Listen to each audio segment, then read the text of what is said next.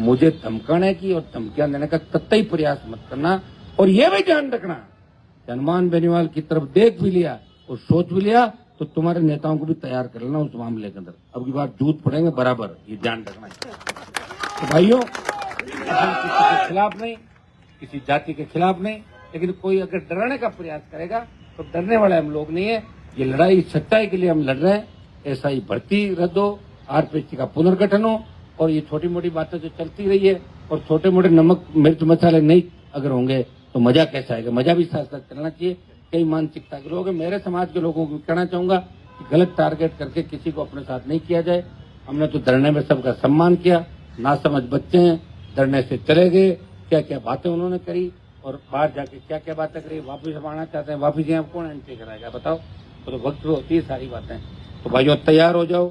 मैंने तो राजपूत समाज के 3 टिकट दिए, 18 में दिए, 23 में दिए, उदयपुर में दिए, तमाम जगहों में दिए और आगे भी दूंगा।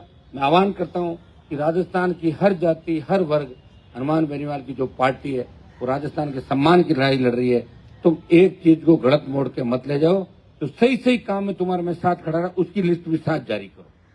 हनुमान जी यहाँ काम आए और यहाँ बयान दिया और उसमें मैंने महाराणा प्रताप और महाराज सूरजमल जी दोनों का नाम लिया, तो 2 के लूंगा।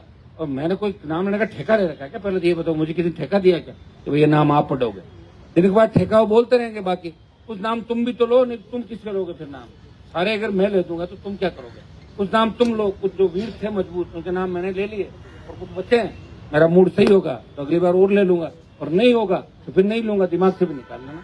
तो बहुत बहुत आपको धन्यवाद। सीकर चूरू के मेरे नौजवानों को धन्यवाद कि आपने मजबूती के साथ इस आंदोलन के अंदर आए। और अब अलग अलग जिले वाइज हम लोग बात भी करेंगे और बात करने के बाद फिर 25 की जो हमारी रणनीति है उसके अंदर ये लड़ाई आर पार की लड़ाई, इसको सोच लेना। कहीं ऐसा नहीं हो कि टीवी पे देखो और सोशल मीडिया पे देखो और यहाँ मुझे कमजोर कर दो, ये कभी मत करना। ये अंतिम लड़ाई है।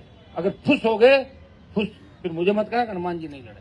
वो एक दिन जो 25 का है, जिस तरह एक दिन तुम घूमने के लिए आते हो, टहलने के लिए आते हो, मैच देखने के लिए आते हो, उसी तरह एक दिन राजस्थान के सम्मान के लिए खुद को आना पड़ेगा। मैं किसी जिला मुख्यालय पे आपको संबोधित करने नहीं जाऊंगा, आपको अपने आप आना है। कोई व्यवस्थाएं होगी, ऊपर वाली जगह देंगे हर जिले के 2-2, उनसे बात करना। गाड़ी घोड़े साधन, जिनका खुद का साधन है वो तेल भरा के और 10 आदमियों को लेके आएगा। लाओगे कि नहीं लाओगे? और मैदान को भर दोगे पूरा? आधा भर दोगे, उसमें भजनलाल जी करा देंगे हम तो पूरा छोड़ के। और अब ऐसा नहीं, अब की बात मैं चाहता हूँ झुंझुनू, चूरू, हनुमानगढ़, गंगानगर, यहाँ से बड़ी तादाद के अंदर नौजवान निकल रहे। तभी तो अपनी साथ लड़ाई लड़ रहे हैं, तो अपने पार्टी बना के लड़ाई लड़ रहे हैं। मैं संघर्ष समिति को कहना चाहूंगा 25 तारीख को इनकी भी ड्यूटी से राजधानी के अंदर 4 लाख स्टूडेंट है, उनके बीच हम जाएंगे और उनके बीच जाके और उनको भी अपन लाने का प्रयास करेंगे। सब लोग यहाँ मिलजुल के आए और रैली को ऐतिहासिक बनाए। निश्चित रूप से तेजाजी महाराज के आशीर्वाद से जीत आपकी होगी और निश्चित रूप से जीत होगी। आप निश्चिंत रहें। ईश्वर भी देख रहा है इस राजस्थान के अंदर एक ही व्यक्ति है जो ऑनेस्टी के साथ, ईमानदारी के साथ लड़ रहा है। बाकी तो राजस्थान को लूटने के लिए लड़ रहे हैं, पदों के लिए लड़ रहे हैं, थूके चाटते हैं, दिन में कुछ कहते हैं, दोपहर को कुछ कहते हैं, रात होती है उनके बयान बदल जाते हैं। मेरा बयान नहीं बदलता और मैं ऐसा व्यक्ति हूँ जिनसे लड़ा हूँ, उनसे राम राम भी नहीं करी जिंदगी के अंदर। 8 में वसुंधरा जी को देखा, उसके बाद 25 में एयरपोर्ट भी देखा, खड़ी थी माया, तो मैंने कहा मैडम की यही स्थिति हो गई, बताओ आप देखो किस तरह खड़ी है 15 लोगों को लेके। तो ये पोजीशन साहब किसी को अटेंड करना है, क्या स्थिति बताओ। मैंने तो कहा था और जो कहा कर दिखाया कि वसुंधरा जी नहीं आएगी। अब भजनलाल आ गया तो मेरे हाथ में थोड़ी, मेरी सीटें अगर 15 आ जाती फिर कोई मुझे पूछता कि किसको सीएम बनाना है, कम ज्यादा पड़ते तो तुम्हारे हिसाब से बना देता सीएम। सीटें नहीं ना मेरे भाई। अब तो कैसे लड़ रहा हूँ मेरा जी जानता है। लोग एक बात तो लिखते ही लिखते हैं कि खींवसर में भी हार गए। हारा कैसे तुम भी जानते हो, ना समझी की वजह से हार गया। बूढ़े लोग हैं, इतने समझदार नहीं, जल्दी जोश में आ गए, डीजे बजा लिए, सोच रहे बजे आ गए, धरती पे कब्जा कर लिया। वहीं डोलते रहे, डोलते डोलते वहीं ले जाके वापिस टिका दिया। जहां से आए वहीं रह गए। अब तो पश्चाताप होता होगा। समय निकलने के बाद पश्चाताप से कोई फायदा नहीं, समय पे साथ देना जरूरी होता है। और अब की बार आप निश्चिंत रहें, इस आंदोलन के बाद जल्दी अपने कार्यकारिणी का गठन करके और तुम सबको अपने अपने इलाकों में भेज देंगे। बस कभी कभी तुमसे मिला करूंगा महीने 2 महीने में, बाकी तुम्हें अधिकार खूब सारे देंगे कि लोगों को जोड़ो। शेड्यूल कास्ट, अल्पसंख्यक, ओबीसी, दूसरे हमारे भाई, हर वर्ग, हर समाज जो अच्छे लोग हैं उनको जोड़ के राजस्थान की सत्ता पे कब्जा करो, और सत्ता पे कब्जा कर लोगे नहीं तो कोई पेपर आउट होगा। और ये कोई बड़ा ऋण नहीं राजस्थान के, जो किसान का कर्जा एक झटके में माफ कर दो, दूसरी ओर कहीं से ले लो, आप घना ही पैसा मिल जाएगा।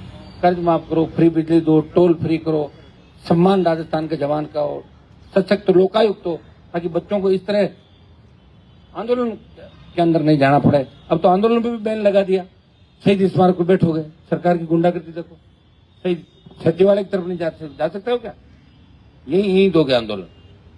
3 स्टेडियम तुम्हें दे दिए, अमृतों का बाग नहीं दे रहा। तो धीरे धीरे सरकार ये भी कर देगी कि आंदोलन बंद कर दो। क्या कर लोगे? इंदिरा गांधी ने इमरजेंसी लगा के इतने जूते मारे, कुंवारों की नसबंदी कर दी थी उस समय, पता है तुम्हें? अरे ऐसा हमारी शादी को बोले पकड़ो इसको, कर दो नसबंदी। नहीं हो रहे बच्चे बेचारों का, भी बुढ़े हो गए, बुढ़ों की कर दी। तो और ये अघोषित इमरजेंसी देश में चल रही है, मोदी और अमित शाह भी लोगों की नसबंदी करने में लगे हुए, ये भी आप देख। तो भाइयों तैयार हो जाओ अगली लड़ाई के लिए, 25 की लड़ाई के लिए। अभी अपन अलग अलग झुंझुनू, चूरू, सीकर और उसके बाद दूसरे जो नौजवान उनसे अलग बात कर लेंगे। तुम अलग अलग बात कर रहा हूँ, 2-3 जोरदार जयकार लगे। ऐसा ही भर्ती रद्द करो, आरपीएससी भंग करो, ऐसा ही भर्ती रद्द करो, आरपीएससी भंग करो।